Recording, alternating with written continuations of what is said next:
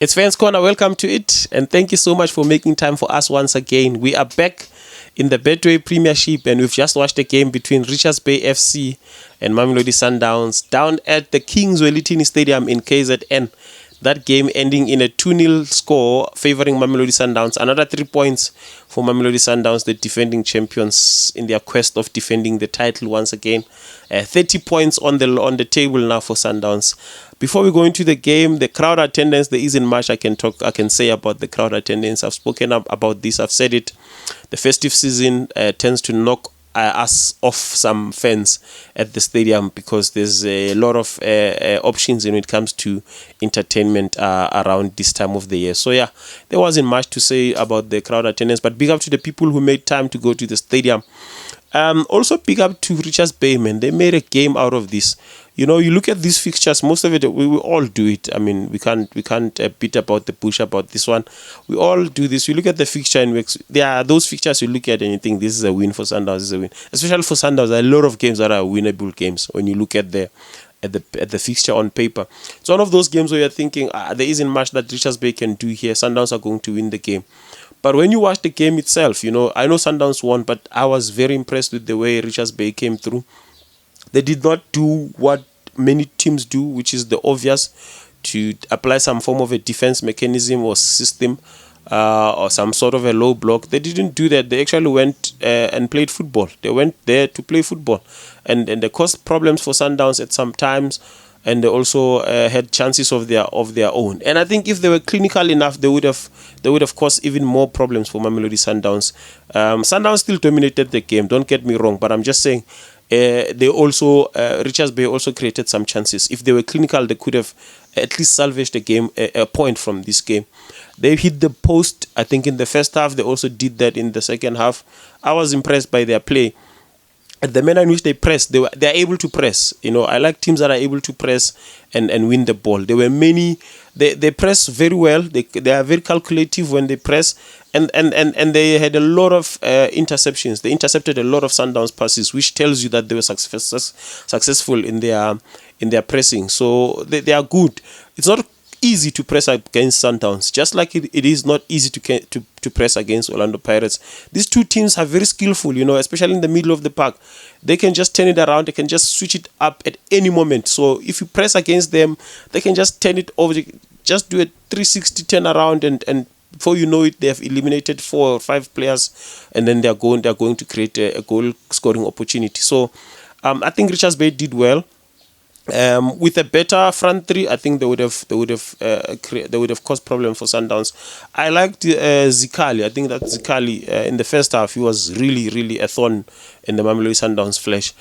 Picked up a yellow card, and understandably, I think that's why the coach decided to substitute him around the 70th, 71st minute. And then we saw Figueiredo coming through, the Swazi international. He also continued to put pressure on Mamelodi Sundowns. They created chances. I mean, Richardsbay, we can't really complain about that. They just needed to be clinical in front of goal, but also that defense. In as much as it's a rotated defense, it's a different defense. Mamelodi Sundowns, they're able to rotate. You saw what they did at the back. The different players. I think at the back it was a different back four compared to the one that played against Amazulu. Could be wrong. Could be one player that played in the previous game. But still, they are very solid. There's in every department, they're quite solid, Mamelodi Sundowns. So they were able to deal with that, the attack from Richardsbay. So at this moment, you've played 11 games. Mamelodi Sundowns have played 11 games. By the time this video comes out, Sundowns would have played 11 games. Pirates only 9, and Sundowns already leading the log standings by 30 points. We'll see what Pirates does on Sunday when they on their game. They have 2 games in hand, and you know, it was Peter Msimanu who said, "I'd rather have points in hand than games in hand because we are not sure whether those games will be won." So at this moment, it's advantage Mamelodi Sundowns. So Pirates will have to do the chasing, and there's even more pressure for Pirates at this moment because if you are chasing and the team above you are not pressurized, they don't really. Sundowns, like I said, they don't really have a pressure to win the league. It's more the pressure is more on Pirates now as a team that hasn't won the league since 2012. They've won domestic cups, but they haven't won the league since 2012. So now this puts more pressure on Pirates than Sundowns. Sundowns are more. That's why you see them doing so many rotatings and so on. They're still collecting points while they're rotating. They rotate the squad without compromising the results and the quality and on the field. So I think it's still advantage Mamelodi Sundowns at this point, which makes the game that they're going to play I think in February when they meet these two, it could be a very, very big game. You know, when they play, we don't know what the log would be looking like by then, but obviously there will be between the two of them, one of them will be number one, one of them will be number two. Like I said, I don't see any other person entering that space anytime. In fact, this season I don't see anyone going to number two or number one. It will just be a ping pong between Pirates and Sundowns for now, which is interesting. We like the 2-horse race. It's better than the 1-horse race that we've been observing over the past couple of seasons. I think also we don't speak enough about Ribeiro. The manner in which I know Aubrey Mudiba won the man of the match, but I loved Ribeiro's contribution in the game. I think Aubrey Mudiba had an assist on the Ribeiro goal, but Ribeiro, man, he's such a difficult player. It's difficult to difficult to mark him. It's difficult to predict what he's going to do next. See the goal that was scored first, that Sundowns scored first. You see a very well organized defense by Richardsbay there, okay, and you don't expect any chance to be created, and he's able to put a through pass which was well read by Arthur Sales and well converted into a goal by the Brazilian.